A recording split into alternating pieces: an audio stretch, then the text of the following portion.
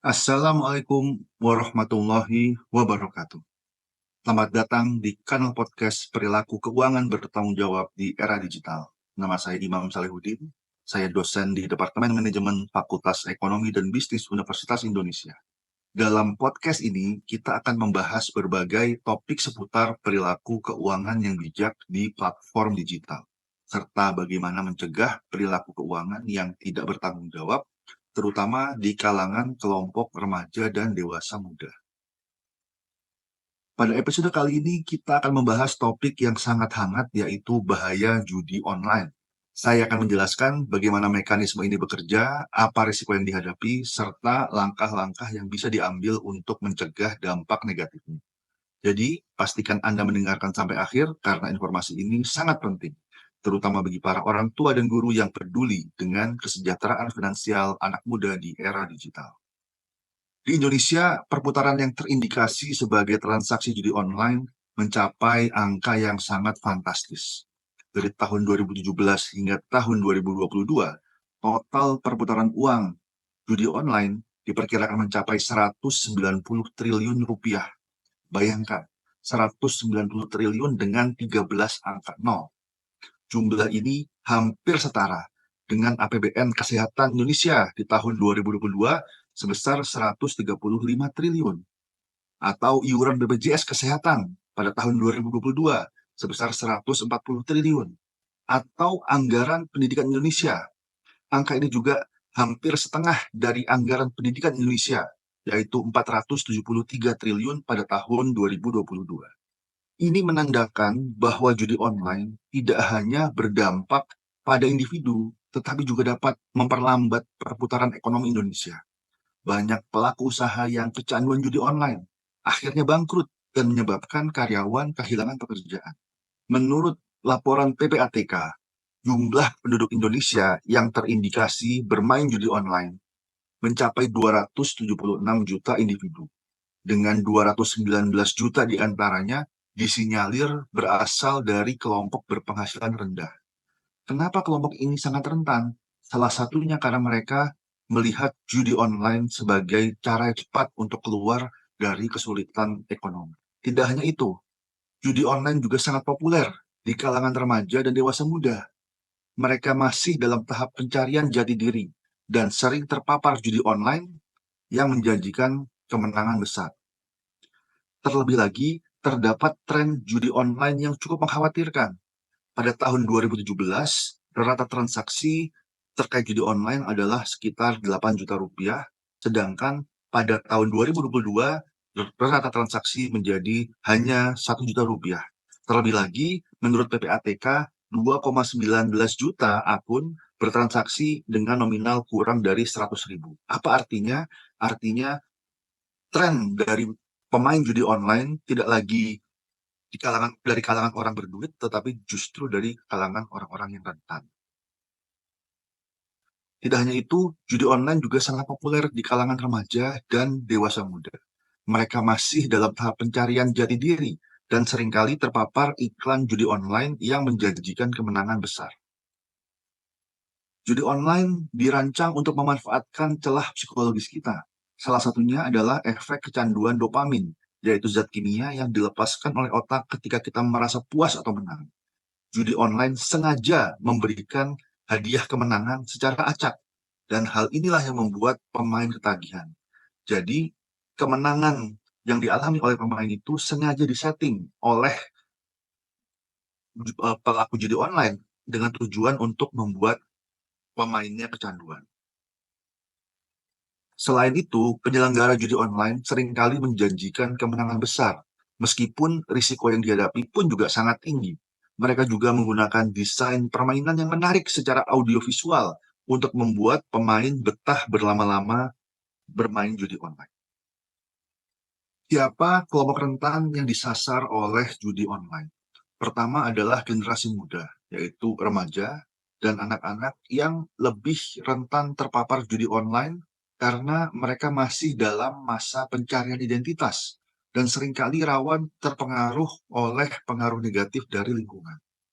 Kedua adalah orang-orang yang mengalami kesulitan ekonomi karena mereka mencari cara untuk mendapatkan uang dengan cepat kadang-kadang gelap mata dan akhirnya tergoda, tergiur untuk melakukan judi online. Yang ketiga adalah orang-orang yang mengalami gangguan kesehatan mental, seperti stres, kecemasan, dan depresi. Terkadang mereka terpapar judi online sebagai cara untuk mengatasi masalah. Dan yang terakhir, yaitu orang-orang yang kecanduan internet. Orang yang kecanduan internet lebih rentan terhadap judi online karena mereka sering menghabiskan waktu di internet, sering terpapar dengan iklan judi online. Bagaimana kelompok rentan terpapar iklan judi online? Terdapat beberapa cara bagaimana iklan judi online dapat terpapar kepada kelompok rentan. Yang pertama adalah iklan pop-up, terutama ketika kita sedang browsing di website, seringkali muncul pop-up yang di situ ketika diklik, baik sengaja maupun tidak sengaja, mengarahkan pengguna ke situs judi online. Yang kedua adalah streaming, video streaming. Kadang beberapa streamer mengendorse atau bahkan kadang-kadang tidak di-endorse secara langsung, tetapi orang yang mempromosikan judi online mendonasikan uang atau mengetik di kolom chat sehingga link dari judi online tersebut terpapar. Yang ketiga dengan mobile games. Pada video sebelumnya saya menjelaskan bagaimana mobile games seringkali memaparkan penggunanya dengan iklan online, yang di situ ada iklan pinjol, iklan judi online, dan di sini bisa memaparkan kelompok rentan terhadap iklan judi online. Contoh iklan judi online yang dipaparkan ke kelompok rentan, misalnya iklan yang menggunakan gambar atau video yang menarik dan menjanjikan keuntungan yang besar. Iklan-iklan ini biasanya menargetkan kelompok rentan yang sedang mencari cara untuk mendapatkan uang dengan cepat. Ada juga iklan yang menggunakan cerita sukses orang-orang yang berhasil mendapatkan uang dari judi online. Iklan-iklan ini biasanya menargetkan kelompok rentan yang sedang merasa putus asa dan ingin merubah nasibnya. Ada juga iklan yang menggunakan bahasa yang mudah dipahami dan akrab bagi kelompok rentan. Iklan-iklan ini biasanya menargetkan kelompok rentan yang memiliki tingkat pendidikan yang rendah atau belum familiar dengan internet. Atau ada juga iklan yang menggunakan artis atau tokoh familiar lain sebagai endorser judi online. Dampak judi online bukan hanya soal finansial, tetapi juga dampak sosial dan juga kesehatan mental. Judi online bersifat adiktif dan dapat menyebabkan stres, depresi, bahkan bunuh diri. Banyak keluarga yang hancur karena kecanduan judi online, dan angka perceraian pun meningkat. Selain itu, judi online juga mendorong orang untuk melakukan tindakan kriminal, seperti korupsi, pencurian, dan penipuan. Hal ini terjadi karena adanya ketergantungan finansial yang diakibatkan oleh kecanduan judi online. Apakah ada keterkaitan antara judi online dan pinjaman online? Salah satu hal yang perlu kita perhatikan adalah keterkaitan antara judi online dan pinjaman online. Menurut OJK, banyak penjudi yang kalah kemudian mencari sumber pendanaan yang cepat.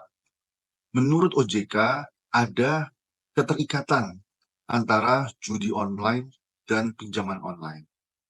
Banyak penjudi yang kalah kemudian mencari sumber pendanaan cepat melalui pinjaman online ilegal dengan harapan dapat menebus kekalahan mereka di permainan berikutnya. Sebaliknya, banyak juga korban pinjaman online yang dikejar-kejar oleh debt collector akhirnya tergoda untuk bermain judi online dengan harapan bisa menang besar dan bisa membayar hutang pinjaman online. Lalu, bagaimana cara kita mencegah bahaya ini? Salah satunya adalah dengan peran keluarga dan teman.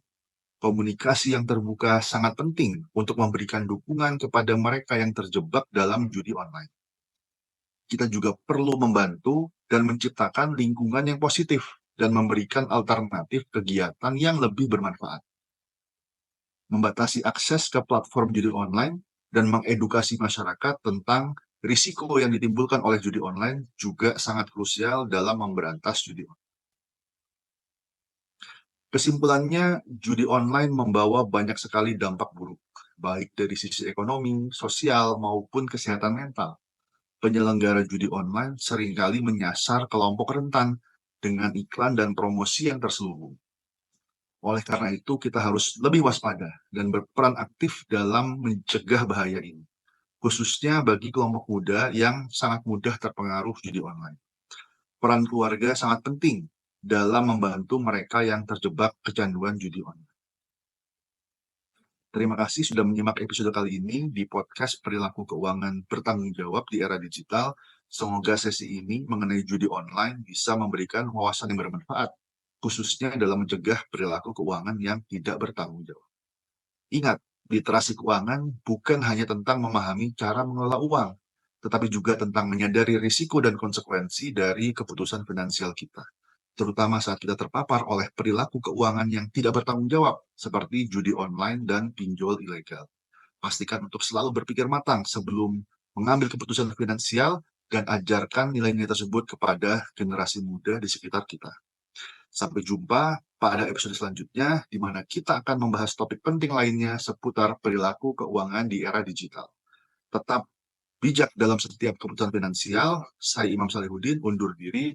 Sampai jumpa lagi di Perilaku Keuangan Bertanggung Jawab di Era Digital. Salam bijak.